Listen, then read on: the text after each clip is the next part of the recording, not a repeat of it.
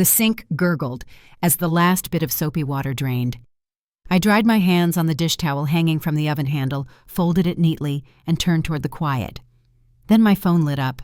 "Mom, don't forget the leftovers." That was it. No greeting, no thank you for dinner, no wish you were here. Just a line, like a reminder note stuck to the fridge. I tapped the screen. A photo loaded right after, Julian with Lacey, both beaming.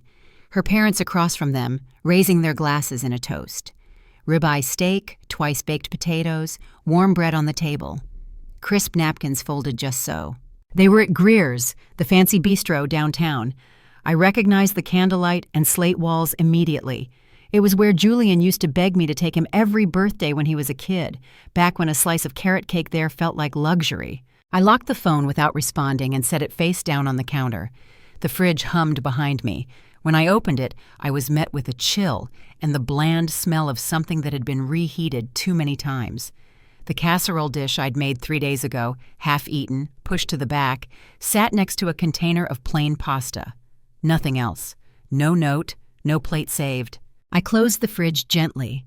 My slippers made soft sounds on the tile as I walked to the guest room. I opened the closet, pulled down my overnight bag, folded clothes, toiletries, the brown envelope with the property records. All the things that mattered now fit into one bag and a zippered pouch. I paused only once at the door, just to listen. The house didn't sound empty. It sounded indifferent, like it had gotten used to my silence and now preferred it. I turned off the porch light on my way out. The key slid quietly into my coat pocket.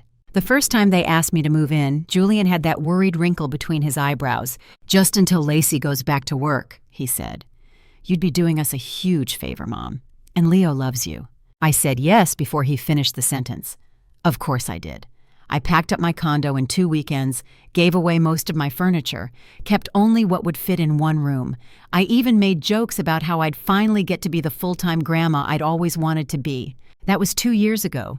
Since then, I've folded more loads of laundry than I can count, wiped down sticky countertops, stocked the fridge, paid half the utilities out of habit, never asked to be reimbursed. I was there for teething, for croup, for those impossible nights when Leo wouldn't sleep unless someone paced the hallway humming old lullabies. I never minded, not once, but the invitations stopped coming. Slowly at first, a neighbor's birthday party I only heard about the next day. Then the couple's night Julian said wouldn't be my thing. And now tonight, no mention of the dinner, no word from Lacey, just that photo. Last week it was Leo's preschool recital. I had dressed early that morning, waiting on the couch with my scarf in my lap. By noon, no one had said a word. Later, Lacey posted a photo of the performance. Leo in his cardboard crown, the other kids behind him. No mention of me, just the caption, "So proud of our little star." That evening, I asked Julian about it. Not angrily, just asked. He looked surprised. "We didn't think you'd want to come," he said, already reaching for his phone. I nodded. Said I understood. And I did. I understood that somewhere along the way, I had become a fixture. Something useful but silent, not someone to include, someone to expect. They still needed things from me, just not my presence. I think that's when I started gathering papers again.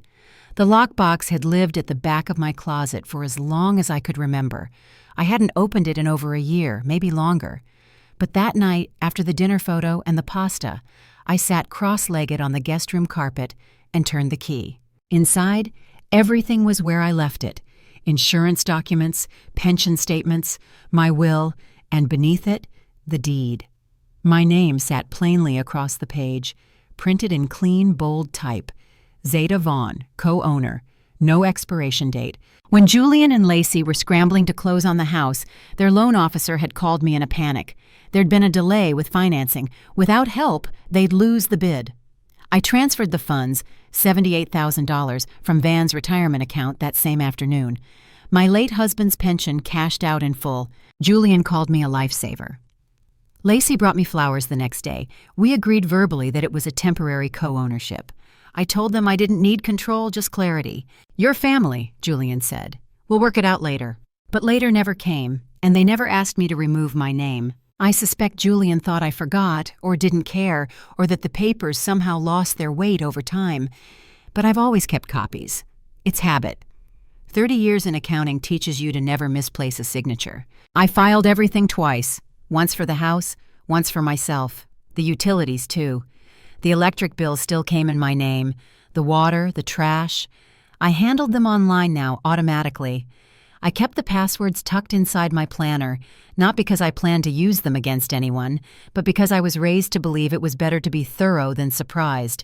I looked at the envelope with the bank's logo next. Mortgage assistance documentation from when they had a rough month last year. The auto drafts had been quietly pulled from my account since. I hadn't questioned it at the time. But now, I opened my laptop and logged into the portal. There were still 3 accounts linked to my name. The voices reached me before I reached the stairs. I'd been on my way to take a basket of folded towels up to the linen closet when I heard Lacey in the kitchen, her tone low but sharp with intent. "Once we move her to the guest room upstairs," she said, "we can finally turn that suite into an office. It's got perfect light." Julian's voice followed, wearier, distracted. "She won't argue, she never does." I stopped at the landing, towels pressed against my chest. They were talking about me as if I weren't there, like a piece of furniture that needed relocating. The suite they meant was the master bedroom. My bedroom, before I'd given it to them when Lacey had trouble sleeping after Leo was born. It was supposed to be temporary. Just for a while, I had said, meaning it. The baby cried all night back then. They needed rest. I listened for another moment, hoping to hear my name softened by guilt, maybe an apology, but there was only the sound of dishes clinking and a drawer closing. "She could use the upstairs room," Lacey went on. "It's quieter up there." Quieter, smaller, out of sight. I stepped back down to the hall, careful not to let the floorboards creak, and shut my door without sound. The latch clicked softly, a noise that seemed louder than their entire conversation. Sitting on the edge of the bed, I looked around the room that was no longer mine. The furniture had shifted. My old quilt was packed away, replaced by a gray comforter that matched Lacey's decor. Even the picture frames had changed.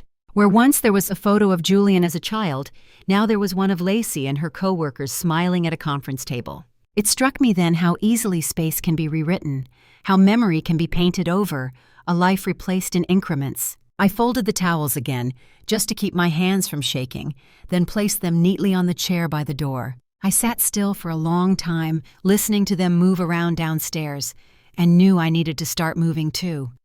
I still remember the call from Julian the day before their house offer was set to expire. His voice was tight, clipped with urgency. "We're short," he said. "Just a little. The lender says we need to close the gap by tomorrow." They had scraped together everything they had. I didn't hesitate. 6 months later, I wired $18,000 from my savings. Julian said they'd fallen behind. Medical bills, a broken water heater, something about Leo's preschool deposit. "It's temporary," he promised. "We'll pay it back when we can." I told him not to worry about it. I meant it. Then there was the trip to Hawaii. Lacey's parents had booked a family vacation, all expenses paid. "It's a once-in-a-lifetime thing," Julian said. "We don't want to bring Leo on a 10-hour flight. Would you mind staying with him for a week?" I didn't say I'd just gotten the call about my sister's stroke. I didn't say the funeral was the day after they were scheduled to leave. I stayed home, took Leo to the park, made grilled cheese, watched old cartoons. My sister was buried without me. I never brought it up, never made a scene, but I kept the records, the receipts, not to use against them, not for proof or payback, just to remind myself it happened. That these were not small things. These were the kind of choices that shaped the edges of a life. I opened the folder now, flipped through the printouts. Every dollar sent, every bank transfer noted in my own neat handwriting. Dates, times, amounts. The facts were simple. The feelings were not. Upstairs, I could hear Lacey laughing on a video call, Julian talking about remodeling. I reached for my planner and wrote one small note in the corner of tomorrow's square. Bank. The next morning, I drove into town before sunrise. The streets were empty except for a delivery truck unloading crates outside the bakery. My hands stayed steady on the wheel, though my chest felt tight. I had spent the night thinking about every wire transfer, every promise that had turned into another silence. By dawn, I knew exactly what I needed to do. At the bank, the lobby was quiet. The same marble counter, the same faint smell of paper and coffee. I had opened the joint account 3 years ago, back when Julian's hours were cut, and they were struggling with the mortgage. The manager had smiled at me then, telling me it was a generous thing for a mother to do. I hadn't thought of it as generosity, just family. Now I slid my ID across the desk. "I'd like to make some changes to my accounts," I said. The woman typed quickly, nodding as she pulled up the records. "Joint account ending in 4272, she confirmed. "You're listed as primary. Would you like to remove one of the names?" I nodded. My voice didn't shake. The papers took minutes to sign, a few strokes of a pen, initials in 3 places. When I stood, the account was no longer shared. The automatic transfers to the mortgage were canceled. The balance would move to my private account within 24 hours. Outside, I sat in the car for a moment, letting the air settle. Then I called my lawyer. "I'd like to revoke power of attorney," I said, "effective immediately." She didn't ask why. She just confirmed the process and promised to send the paperwork by noon. The next call was to my accountant. "Move the trust," I said. "Everything in my name only." He paused, then replied, "Understood." By the time I drove home, the first emails were already arriving. Confirmations, digital signatures, notifications of updates. Each one felt like a small correction, a thread untangled. I deleted none of them. When I turned into the driveway, Julian's car was gone. Only the echo of last night's laughter remained. I parked, unlocked the front door, and started packing my suitcase. The light hadn't yet changed outside when I zipped the second suitcase. I didn't take much, only what I needed and what belonged to me in the truest sense. A few clothes, my notebooks, the folder of documents, a small photo of Leo from when he was 3, wearing a red jacket and holding a stick like it was a sword. I slipped it into the side pocket. I left no note, not out of bitterness. There was simply nothing left to explain. The house was still as I stepped out, my keys in one hand. The porch light was off. I didn't bother turning it on. I pulled the door gently behind me, listened for the click, and walked down the steps without looking back. The car engine started on the first try. The apartment was across town, near Lake Mendota. I'd signed the lease 6 weeks ago under my maiden name, Vaughn, before I knew exactly when I'd leave, but certain that I would. The unit was small, just 1 bedroom and a kitchen with light wooden cabinets. It smelled faintly of fresh paint and lemon cleaner. The electricity and water were already running. I filled the kettle and watched it boil. There was something grounding about the whistle, the steam curling into the air. I poured the tea and sat by the window. Outside, the lake was still frozen along the edges, the trees bare but waiting. I didn't rush to unpack. By noon, my phone buzzed. "Julian, did you leave early for errands?" I let the screen dim without answering. I folded a blanket over the back of the chair, then unpacked my books, lining them on the narrow shelf above the radiator. I moved slowly, not from fatigue, but from the strange, quiet fullness that comes after a long drought. Nothing extravagant, just stillness, breath. Later that afternoon, I checked my email. A confirmation from the lawyer. The revocation had been processed. Power of attorney was no longer in his name. I clicked save, then closed the laptop. The air was quiet. I slept well that night. The next morning, I woke early and walked to the corner market. The first sign came in the form of a declined transaction. I didn't see it happen, of course, but I imagined the moment. Julian at the gas station, swiping his card, waiting, then frowning as the machine beeped and asked for another form of payment. He was never good at hiding irritation. I wondered if he thought it was a glitch. By 6, Lacey's grocery app crashed mid-order. That one I knew about because she posted it. Frustrated, confused, a string of emojis and half-sarcastic complaints about technology failing at the worst time. I read it from my phone while sitting on the small couch near the window, sipping tea that had gone lukewarm. An hour later, the mortgage auto payment bounced. That alert came to me, not them, still tied to the account, though no longer their safety net. A small red icon, a gentle ding, and a note. Transfer failed. Payment returned. Then came the calls. At first, they were spaced out. One from Julian, a minute of ringing, then nothing. Then Lacey. Her name appeared, disappeared. After a pause, the texts began. Julian, Mom, did something happen with the bank? Julian, we're getting errors, not sure what's going on. Lacey, hey, we just noticed some weird issues with the card. Can you check? I didn't answer. I placed the phone face down on the table, folded my hands in my lap, and watched the street below. A child with wild curls was learning to ride a bike. Her father jogged behind her, arms outstretched, laughing as she wobbled and caught herself. There was something beautiful in the rhythm of it. falling, catching, trusting. I let the tea grow cold. A small act of rebellion against everything that once demanded warmth on cue. The notifications kept coming, but I didn't read them. I'd already read everything I needed. As dusk settled, I turned on the small lamp by the chair and opened a book I hadn't touched in years. I read the same page 3 times, not because I wasn't paying attention, but because for once, I didn't need to hurry through anything. That night, I fell asleep with the phone still silent, and the power entirely my own. It was just past noon when the buzzing began, short, sharp, insistent. I had been preparing a small lunch, slicing an apple, boiling an egg, when I heard it. The front entry call pressed again and again. I wiped my hands, walked to the panel, and looked through the camera. Julian. He was standing in the entryway, shifting from foot to foot, hair slightly disheveled, like he'd run his hand through it too many times. He looked thinner than I remembered, or maybe just more unsure. The wind picked up the edges of his jacket. I pressed the button to unlock the outer door, but didn't open the second one. I stood just behind the glass, watching him step inside and see me for the first time. His face moved through a dozen expressions: relief, anger, confusion, something that tried to pass for affection. "Mom," he said, "can we talk?" I didn't move. He gestured helplessly. "We didn't mean to make you feel like a maid." "I don't feel like a maid," I said quietly. "I felt like a placeholder." He blinked. That wasn't the line he expected. He looked down, exhaled, then back up again. "It's been a hard week." I didn't answer. "I didn't think you'd actually leave," he added. "I know," I said. "That's the problem." He swallowed hard. His eyes started to gloss over, and for a second I saw the boy I used to tuck in after nightmares, the boy who used to run into my office just to sit under my desk with a juice box. "I'm sorry," he whispered. I took a breath, slow and measured. "The house was never yours to begin with," I said.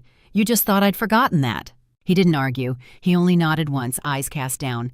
I didn't raise my voice. I didn't reach for him. I simply turned the latch with care, pulled the door closed, and walked back to my table where the tea had finished steeping. The days unfolded gently, without ceremony. I marked them with small things: watering the balcony garden, turning the compost, folding my sweater before bed. I started going to the community center twice a week, joined a ceramics class. The clay stuck to my palms, at first rough and uncooperative, but I didn't mind. There was comfort in shaping something with my own hands again.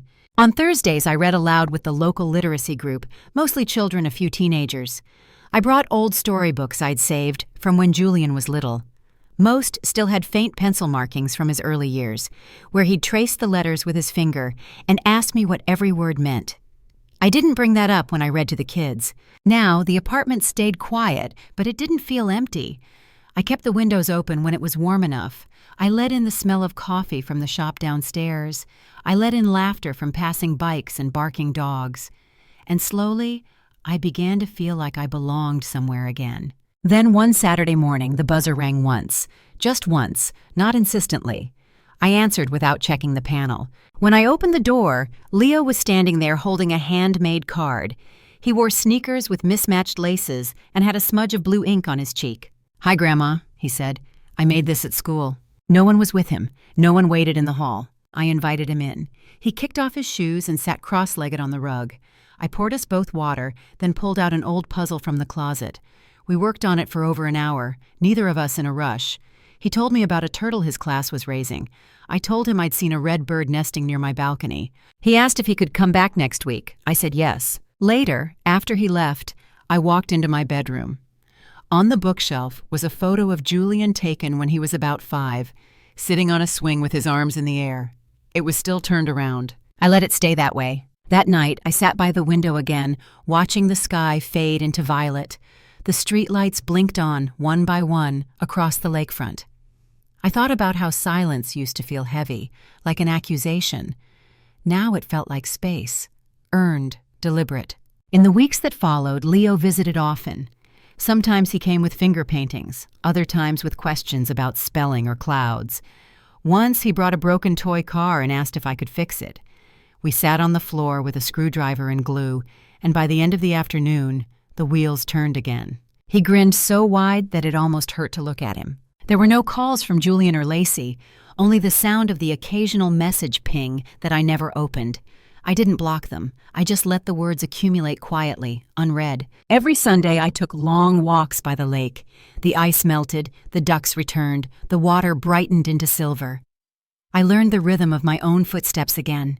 I learned the taste of mornings that belonged only to me. Spring came soft and slow, the air rich with the smell of wet earth. My balcony garden bloomed with basil and lavender. Sometimes when I looked up from my tea, I'd see families passing by below, parents pushing strollers, kids chasing pigeons. I didn't envy them. I just felt steady. One afternoon, I received a letter in the mail. The handwriting was unmistakably Julian's, slanted and impatient. It wasn't long. "Mom, we're selling the house. It's too much now. Lacey says it's time to start over. I know you don't owe us anything, but I wanted you to know I'm sorry for all of it." I read it twice. Then I folded it neatly and placed it between the pages of an old journal, the one where I used to write grocery lists beside fragments of poems I never finished. That night, I didn't cry. I didn't even sigh. I just sat quietly, the lamp casting a soft pool of light around the letter. When I finally went to bed, I dreamed of the house, not as it was when I left, but how it looked the day I helped them move in. Fresh paint, boxes stacked like hope, Julian carrying Leo in his arms, Lacey laughing in the doorway, the sound of a future being built. In the dream, I wasn't inside the house. I was standing just outside, watching through the window, smiling. When I woke, sunlight spilled across the room in long golden stripes. I made coffee, opened the window, and breathed in the air. For the first time in a long while, I didn't feel like something had been taken from me. I felt like I had taken something back, my own quiet, my own space, my own name, Zeta Vaughn. And that, I realized, was enough.